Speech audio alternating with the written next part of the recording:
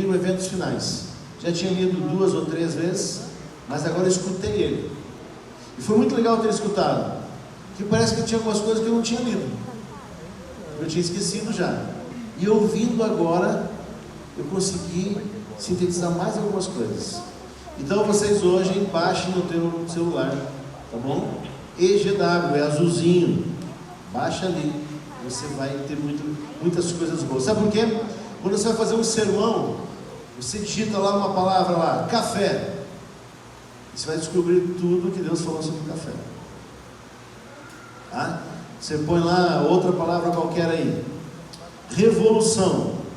Se tem alguma coisa que ela escreveu ali, vai aparecer tudo que ela escreveu sobre isso. Tá bom? Faça isso, é muito importante. Tá, agora tem um outro aplicativo que você deve ter, né? Todo mundo tem a Bíblia no celular? Nem todos, ó. Miserável, baixa a Bíblia no teu celular, miserável. Põe ela aí. Sabe por quê? Às vezes você está na rua. Já aconteceu comigo várias vezes isso. Estou na rua e alguém para assim, começa a conversar comigo e já faz uma pergunta sobre a Bíblia. O que eu faço? Puxo o celular, vou na Bíblia ali, já mostro na hora na Bíblia. Ou você está num consultório, tem que esperar alguém no carro, pega a tua Bíblia ali no aplicativo e já continua lendo ali. A gente não pode perder tempo. Então a fé vem através do ouvir, ou do ler, ou do se meditar na palavra de Deus. A gente precisa então ler, ouvir, meditar, estudar. É assim que cresce a nossa fé. Tá bom? Adianta você orar para Deus e dizer: Senhor, aumenta a minha fé. Adianta? E não fazer nada? Não adianta. Você pode pedir para aumentar a tua fé, mas você tem que fazer a tua parte. Qual é a tua parte? Ler, ouvir, meditar, estudar. Precisa fazer isso, aí tua fé vai aumentar. Tá bom? Fé é diferente de fidelidade? Sim, né?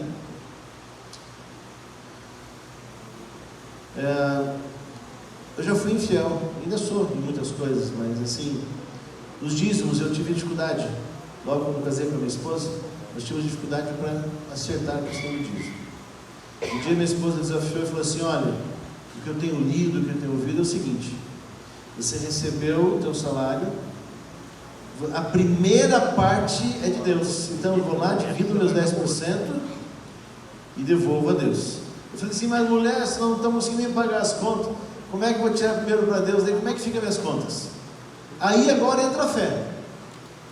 Entendeu? Agora entra a fé. Porque se eu devolvo a Deus, e Deus diz na Bíblia assim, que se eu devolver Ele vai abençoar, e é para provar dele essa bênção, aí agora entra a fé junto. Entenderam? Porque agora, o que eu faço? Antes de pagar as contas, eu devolvo. Sabe o que acontece? Paga todas as contas. É um milagre. E paga. É óbvio que você não pode ser uma pessoa extravagante, né?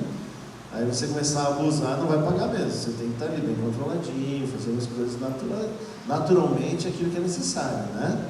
Se você falar assim: não, então agora quero ver, vou comprar um carro no meu cartão, quero ver se vai dar certo para pagar. Não vai, né? Você tem que ser uma pessoa justa, comedida, tudo certinho, né?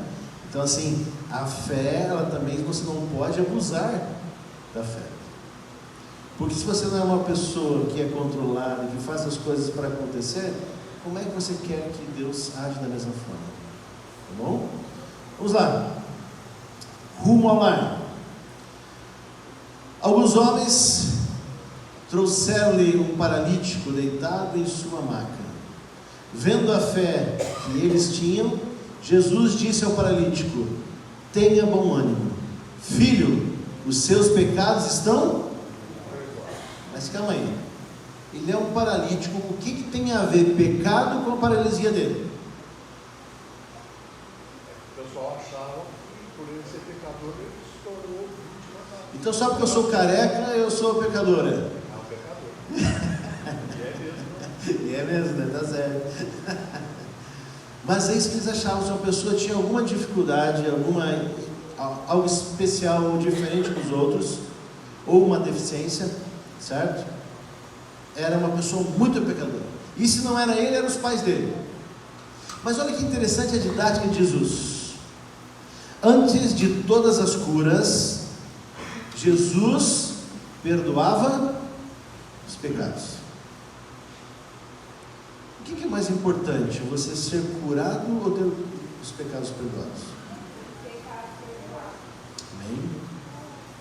Amém. Mas é importante ter a cura também? É ou não? É. Você já viu alguém com a mão mirrada? Uma mirrada é aquela mão que ela não tem, ele não consegue erguer o braço, não tem muita força na mão. Isso acontecia nos mais antigos, hoje eu nunca mais vi os mais novos, tá? Mas era um tipo de paralisia que lá na minha geração tinha. Eu tinha um amigo, tenho ainda, ele está vivo ainda, o Ezequias, e ele tem essa mão mirrada, e a mão direita. Então quando ele vinha cumprimentar a gente, ele jogava assim e cumprimentava a gente. Então parecia o estilo dele, ele vinha cumprimentar e jogava a perna, e o braço ia sozinho, você agarrava o bracinho no erro para cumprimentar ele. Mas esse Ezequias, ele era um cara sensacional. Ele era mais alto do que eu, e a mão esquerda dele era muito boa. A direita era assim, mas a esquerda superava qualquer expectativa. E naquela época a gente fazia educação física na escola, e numa divisão de bola, a gente começou a se provocar antes, mas numa divisão de bola na rede, nós dois subimos. E ele com aquela mãozinha mirrada dele, ele tinha que jogar o braço e o braço ia sozinho. E você acredita que ele e passou por cima de mim? Mas eu fiquei, mas que miserável! Com essa mão mirrada ainda consegue ter todo esse desempenho. E se você, até hoje, se você conversar com ele, você nem nota que ele tem essa deficiência. Não nota. Inclusive ele casou com uma gaúcha e foi lá cuidar da fazenda, e eles laçavam os boi com aquela mãozinha ainda daquele jeito. Eu falei, mas que coisa! Mas se você chegar e perguntar para Ezequias, você quer ter a tua mão curada? Mas não tenho dúvida. Mas é claro, Senhor, claro que eu quero. Mas aparentemente ela não tem incômodo nenhum na vida dele. Mas se você perguntar assim, Ezequias, o que você quer que Deus faça por você? Cure minha mão. Tenho certeza disso. Apesar que ele não é muito cristão, mas eu acho que ele faz isso. Sabe por quê? Quando você tem um problema, você não quer que ele seja resolvido. Mas qual é o maior problema de todos nós aqui? Qual é o maior pecado? Eu estou dando a solução. Qual é o maior problema? Pecado? Não vou falar qual é o maior pecado, senão nós vamos começar a falar quais são os pecados piores, aí nós vamos ter que fechar a casa hoje. Qual é o nosso maior problema? Pecado. Então o que você mais quer que aconteça na sua vida? Quer ou não quer? Que nossos pecados sejam perdoados. Jesus fazia isso com maestria total. Ele não titubeava, ele não ficava dando voltas. Tanto é que ali em Mateus 9:2, o que ele disse? Tenha bom ânimo, filho, os seus pecados estão... Mas Senhor, eu não vim aqui por causa dos pecados, eu sou tetraplégico.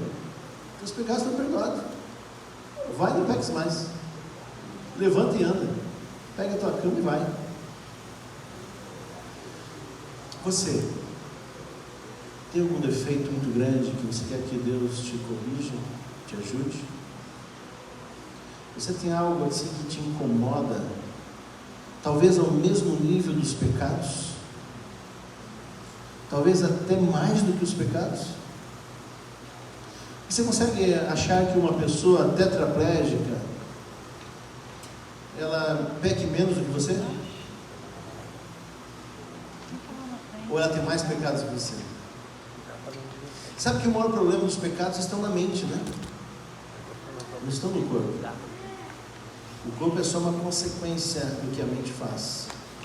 Mas os nossos pecados estão na nossa mente.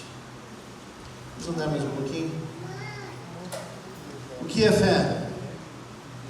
Vocês já passaram uma seca grande aqui na região? Sim ou não? Nossa região lá onde a gente mora tem muita agricultura. Aqui também? Sim, né? E lá é muita soja e milho. Quando não é soja, é milho. Quando não é milho, é soja. Quando não é soja, é milho. Milho é soja. E ficam brincando assim. Uma hora outro. De vez em quando põe uma aveia no meio para depois passar o arado e servir de melhorar o terreno. Quando não chove lá, o povo fica desesperado. E aí um dia reuniram a igreja para poder então fazer uma oração, porque a maioria daquela igreja são pessoas que plantavam, estavam perdendo tudo. E aí todos vieram para a igreja. Mas houve ali um momento de oração, os pedidos e tal. E aí foi feita uma pergunta: quantos trouxeram o guarda-chuva?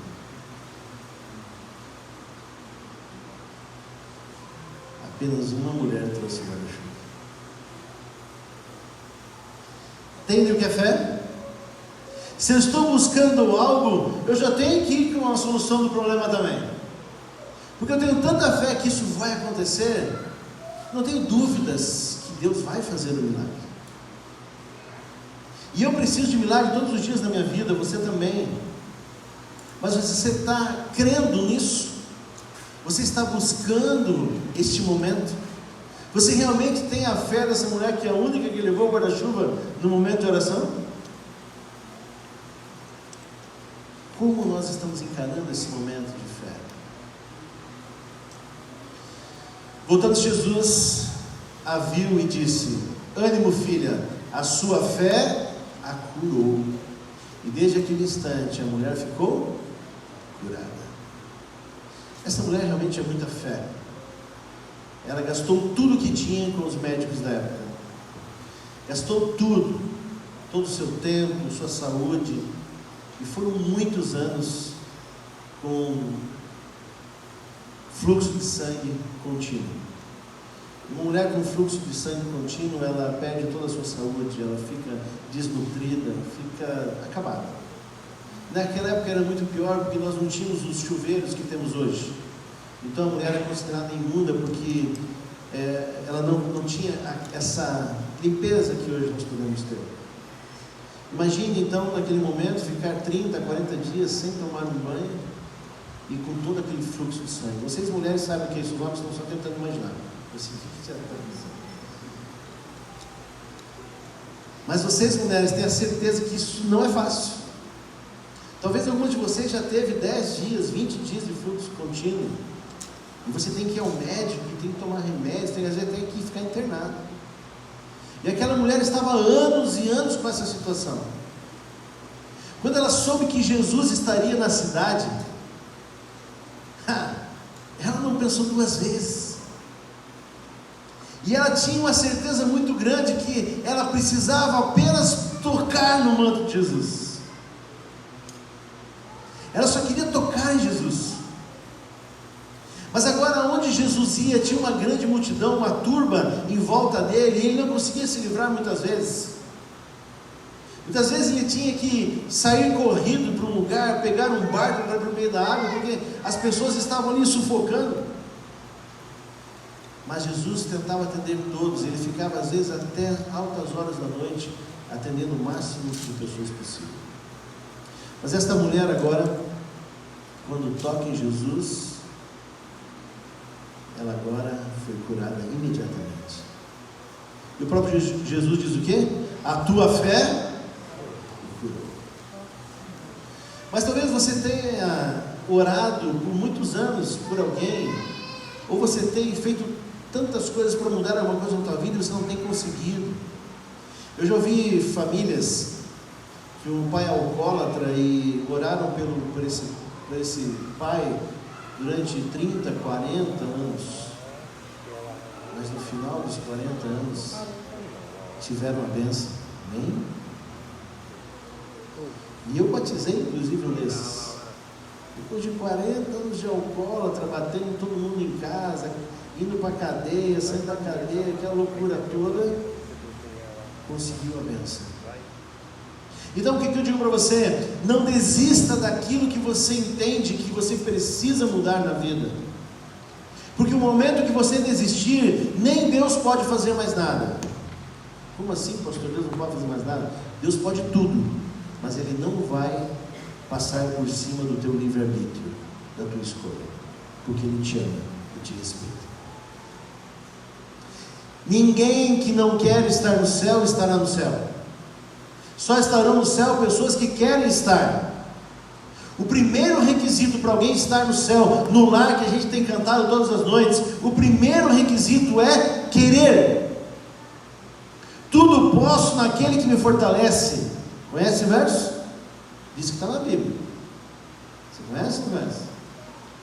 Tudo posso naquele que me fortalece.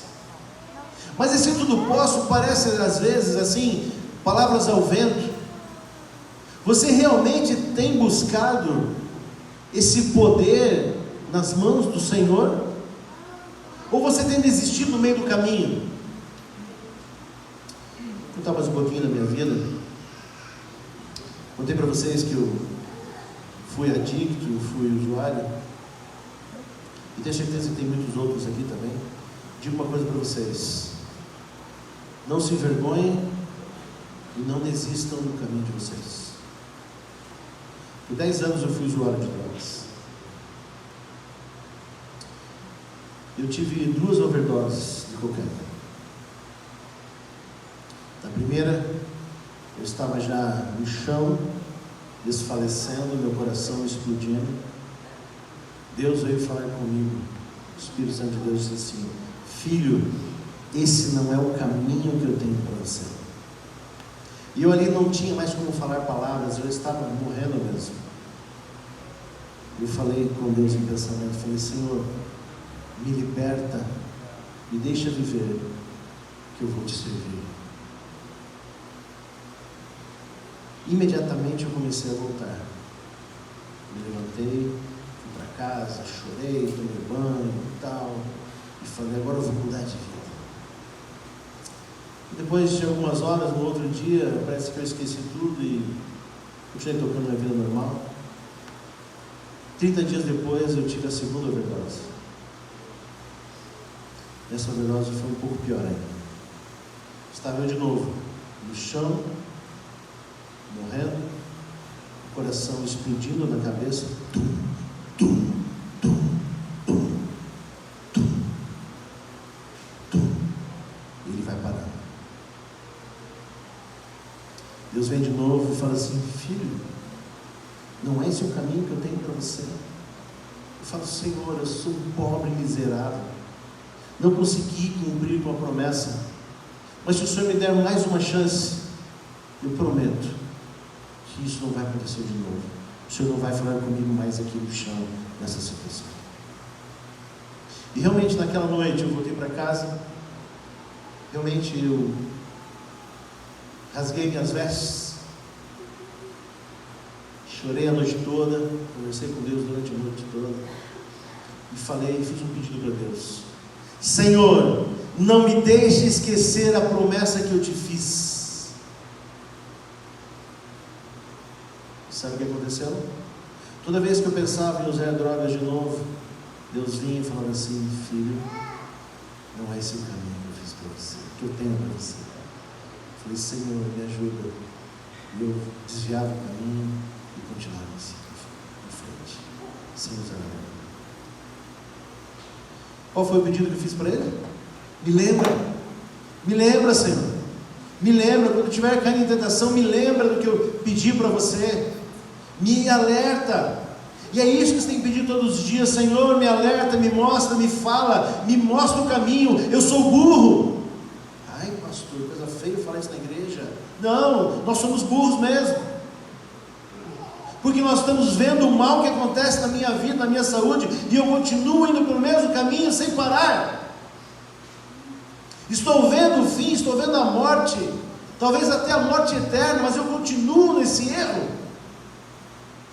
O que eu tenho que fazer? Senhor, por favor, me alerta, me mostra, me tira desse caminho. Você tem que fazer isso na sua vida, irmão. Isso aconteceu logo depois que eu contei aquela história de ontem, eu ter visto meu pai, minha mãe orando. Mesmo assim eu continuei. Tive que passar por esses 2 momentos para que eu parasse. E realmente foi difícil. Nada nessa vida é fácil. Sabe só o que é fácil? Fazer o que é errado. Os covardes continuam fazendo o que é errado. Os fortes vão ter que se machucar, vão ter que pagar um preço alto, mas vão fazer o que é certo. Lembra que eu contei para vocês que em um ano eu mudei mais de 10 vezes o emprego? Porque você precisa ser forte, precisa treinar isso. Se você não fizer aquilo que Deus te pede, vale alguma coisa você estar vivendo? Se você não for firme na tua decisão, aonde você vai chegar? Por isso, quando você tomar uma decisão com Deus, não volte atrás. Não volte atrás. Mateus 9:29. E ele, tocando nos olhos deles, disse: que seja feito segundo a fé que vocês têm. Deus trabalha conforme a tua fé. Deus trabalha com você conforme a tua fé. Por isso, você precisa estar todo momento lendo a palavra, ouvindo a palavra, estudando a palavra, meditando a palavra, para que você creia no Senhor. A nossa fé, a nossa religião, uma religião pela razão. Nós não trabalhamos aqui com emoção. E tudo que você faz por emoção, amanhã você tem outra emoção e muda essa emoção. Mas quando você trabalha na razão, você vai estar sempre firme nos caminhos do Senhor. Mas você precisa trabalhar na razão. Por que eu estou aqui? Por que eu estou fazendo isso? Aonde eu quero chegar? Será que o céu é o limite para mim mesmo? É você que tem que pôr esses objetivos na tua vida. Não adianta eu querer colocar em você. Enquanto você não colocar os objetivos reais na tua vida, você não vai alcançá-los. Você já planejou uma viagem de final de ano? Sim ou não? Quem não planejou, comece a planejar, porque a situação está pior ainda. Porque assim, quem não sonha, não alcança. Se você sonha com uma viagem no final do ano, você tem que ter planejado um monte de coisa. E agora talvez não dê mais tempo, porque agora está em cima da hora já. Você tinha que começar a planejar a viagem no final do ano pelo menos em julho, para as coisas começarem a ficar prontas em dezembro ou janeiro. Por exemplo, você vai viajar, você tem que resolver, você vai de carro, navio, barco, carroça, bicicleta, em que você vai? Vai de a pé? Você tem que escolher. Depois definiu isso, o que você vai fazer? Quanto de dinheiro eu vou dispor para isso? Tem pessoas que gastam muito dinheiro e são felizes nisso, e depois passam o ano inteiro trabalhando para pagar as férias do ano. Eu respeito, do mesmo jeito, mas pelo menos você sonhou e planejou. Eu fico triste com as pessoas que não sonham, não planejam. Se você não sonha, não planeja, você vai chegar onde? Lugar nenhum. Satanás quer que você não planeje nada, que você faça as coisas conforme o vento. Bate o vento, você vai para lá, bate o vento, você vem para cá. Você não pode levar a vida assim. Se você não sonha com o céu, você vai chegar no céu? Não tem como. Só estarão no céu as pessoas que sonham estar lá, se planejam para estar lá. Precisa se planejar, precisa se preparar. Desculpa, cortei o cabelo. Se você não planejar, não vai alcançar. Sabe onde vocês, pais, começam a sonhar com os filhos com o céu? Na mesa de jantar, na mesa do almoço, no café da manhã. Quando vocês estiverem com os filhos, comendo, porque o maior prazer que nós temos nessa vida aqui é comer juntos, viu? Pode ter certeza, é a coisa mais gostosa que tem. E quando alguém me chama para comer, eu já vou faceiro, porque é a coisa mais gostosa que tem. Lá você conversa, dá risada, come até sair empanturrado, faz até vergonha. Mas é um momento muito feliz. Meus pais faziam assim, no sábado, quando nós voltávamos para casa, quando sentávamos na mesa, meu pai perguntava assim: quem você quer ver no céu? E aí a gente começava a falar quem que a gente queria ver. Quero ver Daniel. Oh, Daniel, por que você quer ver Daniel? Ah, porque Daniel fez assim, tal, e a gente começava a contar as histórias de Daniel, e eu quero ver Daniel. Não, mas eu quero ver os amigos de Daniel, porque eles não foram tão importantes na história, mas eu imagino que lá no momento foram talvez mais importantes para Daniel ainda do que qualquer outro, porque estavam dando força para Daniel. Olha o que a gente ficava pensando, confabulando coisas que nem na Bíblia estão, mas que são importantes para que a gente possa crescer e alimentar esse sonho, para que a gente possa estar no céu. No final da nossa conversa, sabe o que meus pais falavam? Mas o céu não vai ser o mesmo se vocês não estiverem lá. Fechou com chave de ouro, cara. O céu não vai ser o mesmo sem você, irmão. O céu não vai ser o mesmo sem teu filho, sem tua filha, sem as pessoas que você ama. Só que você tem que falar isso para elas, para que elas se motivem a estar lá. A gente precisa sonhar com o céu. Precisamos estar prontos para estar lá. Ele respondeu: porque a fé que vocês têm é... Leia comigo. Que a fé que vocês têm é... Eu asseguro que se vocês tiverem fé do tamanho de um grão de mostarda, poderão dizer a este monte: vá daqui para lá, e ele... nada será impossível para vocês. Uau! Esse é o tamanho de um grão de mostarda. Está vendo a palma da mão dele ali? Alguns nem enxergam, né? Mas está no meio da palma da mão ali. É um grãozinho de nada ali.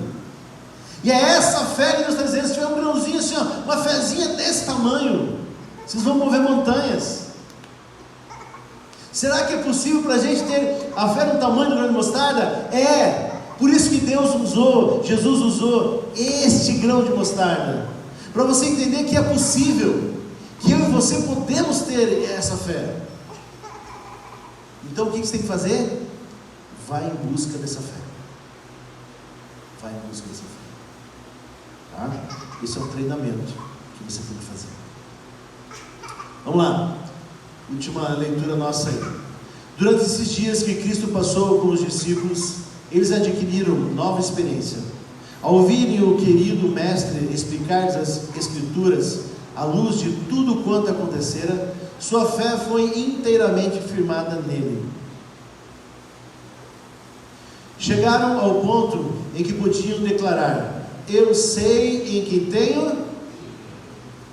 2 Timóteo 1:12. Começaram a compreender a natureza e extensão de sua obra e reconhecer que deviam proclamar ao mundo as verdades dele, confiadas. Os acontecimentos da vida de Cristo, sua morte e ressurreição, as profecias que apontavam para esses acontecimentos, os mistérios do plano da salvação, o poder de Jesus para a remissão de pecados, de todas essas coisas, haviam eles sido testemunhas e deviam torná-las conhecidas ao mundo. Deviam proclamar o evangelho de paz e salvação mediante o arrependimento e o poder do Salvador. Atos dos Apóstolos, página 17, no meio da página.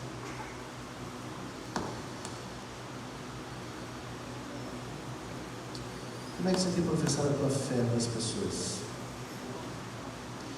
Sabe que essa questão do trabalho é uma questão bem pesada para todos nós.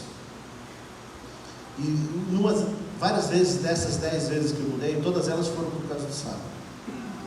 Mas em muitas delas, algumas pessoas que tinham me indicado para aquele trabalho, elas falavam assim: Emerson, por causa do sábado, você vai perder esse trabalho que te sustenta a tua família? Eu falei: sim. Você está maluco? Eu falei: não. Mas você vai passar fome, cara, mas você vai se virar. Eu falei: fique tranquilo. O Deus que me pediu para guardar o sábado vai manter a minha família em pé. Que fé é essa? Está vendo que às vezes são pequenas palavras que a gente fala, mas que constrói algo muito grande?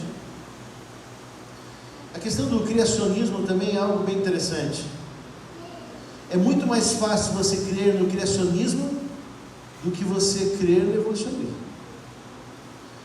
A pessoa, para crer no evolucionismo, tem que ter muito mais fé do que quem crê no criacionismo. Porque é uma história muito louca da evolução, né? Assim, eu chego quase a delirar com tal da evolução. E o criacionismo é algo tão simples, direto, objetivo. Escutem esse escritor e filósofo, vai falar um pouquinho sobre criacionismo e sobre um pouquinho de fé.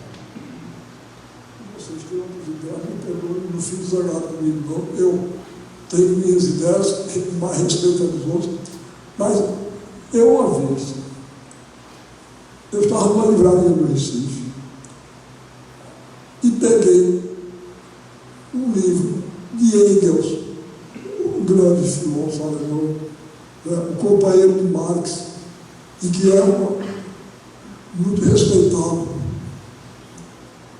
Mas o livro se chamava A Humanização do Macaco pelo Trabalho.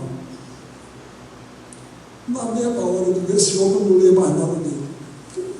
Porque um homem que sustenta uma ideia dessa, olha, pode dar e dizer o que quiser, tá certo? Pode dar e dizer o que quiser, mas eu não aceito que a inteligência humana tenha evoluído a partir da inteligência do macaco, ou seja, de que bicho for. A diferença é grande demais. Olha, eu estou tanto que vou carrego isso. Vou mostrar para vocês. Eu não vou dizer nem a Divina Comédia ou a Nona Sinfonia de Beethoven, para não humilhar os macacos.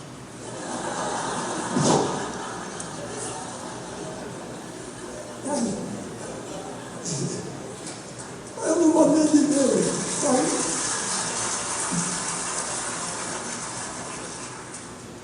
Vocês vejam o seguinte.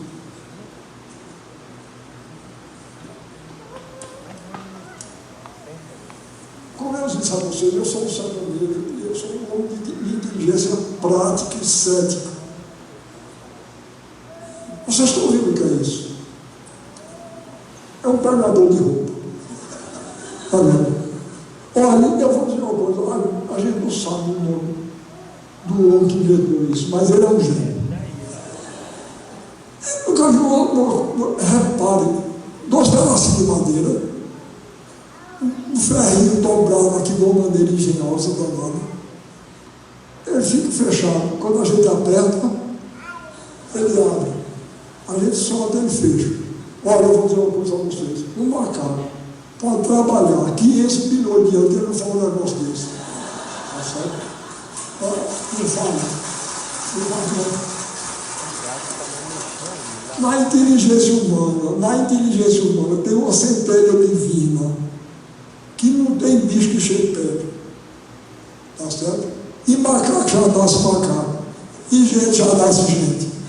Isso é conversa de ele. Pode vir a mãe do Papa. Eu sou católico. Pode vir a mãe do Papa me dizer que não é não. Eu até posso aceitar. Outra coisa. Vocês já pensaram devagar nessa história que eles contam da origem da vida. Eles vivem penando. Porque não explica a origem da vida. A ciência é um pouco orgulhosa. Né? Ela tem um complexo tão grande, porque ela não sabe criar a vida. Nem sabe ela nunca. Ela chama bebê de proveito. Como se o menino tivesse sido feito com proveito. É nada. É feito do mesmo jeito dos outros. Porque a história que eles contam, repare, esse copo é feito de moléculas. Nós somos feitos de células. Aí no começo era tudo molécula. De repente, um grupo de moléculas enlouqueceu e virou molécula. Virou célula. Aí as células começaram a mamar. Aí foi se juntando. Aí de repente disse, esse mundo está muito monótono. Vamos virar uma parte macho e outra fêmea. Virar uma parte. Aí foi valendo isso, aí nasceu um peixe. Aí o peixe tinha as nadadeiras, né? De repente, um grupo de peixes bateu as nadadeiras demais, virou passarinho. Daí Aí até chegar no assessoria, diretor. É preciso mais fé para acreditar nisso, porque na história da Adoriano. Tá certo? Nos outros conversas, não seja quem for que mesmo dizer. Está aí, Ariano Suassuna, um dos homens mais inteligentes que tivemos no Brasil aí, dizendo um pouquinho sobre o criacionismo. Isso mesmo. Será que você precisa provar de que maneira a fé? E a ciência é um pouco preconceituosa mesmo. Como ela não consegue provar a vida, ela fica desfazendo os outros. A Bíblia não precisa ser provada pela ciência. A Bíblia não precisa ser provada pela ciência. É o contrário. A ciência precisa provar a Bíblia. Muitas e muitas coisas que a Bíblia falou, eles estão descobrindo agora. Por quê? Você sabe por que a circuncisão era no 8º dia? Alguém sabe? Como? Pode falar. Porque o organismo humano, a criança, no 8º dia, ela tem um hormônio que é o menor sangramento de cada. Que a coagulação começa no 8º dia. Parabéns, irmão! Você é fera, hein? Entenderam? Só que foram descobrir agora isso. Deus já deu isso lá quando isso? Quanto tempo atrás? Agora que foram descobrir que é verdade, que é no 8º dia que uma criança começa a ter a coagulação sanguínea. Entendem só? Deus é Deus, não precisa provar nada para ninguém.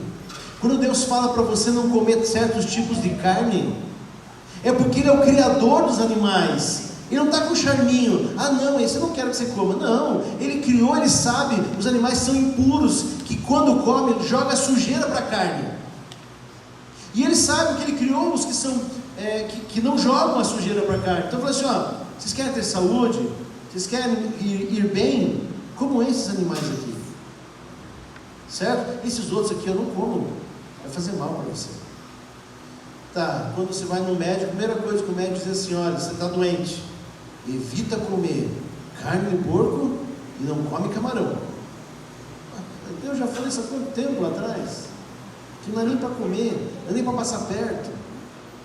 Então, até onde vai tua fé? Tudo que você lê na Bíblia, você realmente crê? Você realmente tem fé? Satanás vai fazer de tudo para tirar a tua fé na palavra de Deus. Isso vai ser muito mais forte agora nos últimos dias, nos eventos finais. Porque agora, na internet, hoje mesmo, no Instagram, eu vi 2 mensagens terríveis, falando mal dos adventistas, dizendo que nós somos uma seita, porque nós idolatramos Ellen White. Nós não idolatramos Ellen White. Quando eu falei sobre o aplicativo aqui, eu mandei vocês idolatrar Ellen White. Eu falei que, nossa, ali tudo é... Não. Se Ellen White tiver alguma coisa diferente da Bíblia, quem nós vamos crer? Na Bíblia? Não é Ellen White. Ela mesmo diz, fala, olha, a luz que eu recebi é uma luz menor. A luz verdadeira é a palavra do Senhor, é a Bíblia. Nunca ela puxou atenção para ela, mas sim sempre para Deus, para Cristo Jesus e para a palavra de Deus. Até onde vai tua fé? A pergunta que fica hoje, até onde vai sua fé? Se você tem algum tipo de incredulidade, algum assunto que você não crê, vou deixar você agora orar a Deus e falar para Deus qual é o assunto. Você vai ter 30 segundos agora, fechar os teus olhos, orar a Deus e falar para Ele qual é o tipo de incredulidade que você tem, mas que Ele possa resolver isso na tua vida. Ore.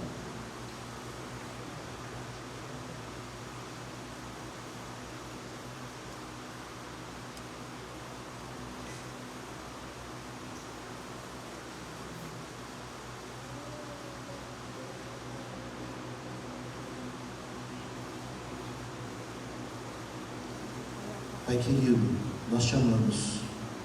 Muitas vezes somos incrédulos ou temos alguma descrença em algum assunto da tua palavra. Nos mostra na Bíblia essa noite, nessa madrugada, amanhã, para que a gente possa entender que o Senhor é o nosso Deus e que tudo que o Senhor colocou neste manual é porque o Senhor nos ama e quer o melhor para nós. Nos mostra, Senhor, a verdade. Nos mostra, Senhor, aquilo que precisamos ouvir e corrigir em nossas vidas. Aquilo que nós não estamos crendo, que a gente comece a entender e possamos crer, para que possamos ser achados perfeitos no dia da tua volta, Senhor. Somos pecadores, somos miseráveis, mas estamos num processo de santificação. Nos ajuda nesse processo, que queremos estar prontos no dia da tua volta. Dá-nos uma boa noite, nos leva para casa nos teus braços, e que possamos ter uma noite maravilhosa, um repouso recuperador, e amanhã um ótimo dia ao teu lado. É o que eu te peço e agradeço em nome de Jesus. Amém. Que Deus te abençoe e até amanhã às 19h30. Acabou. Acabou?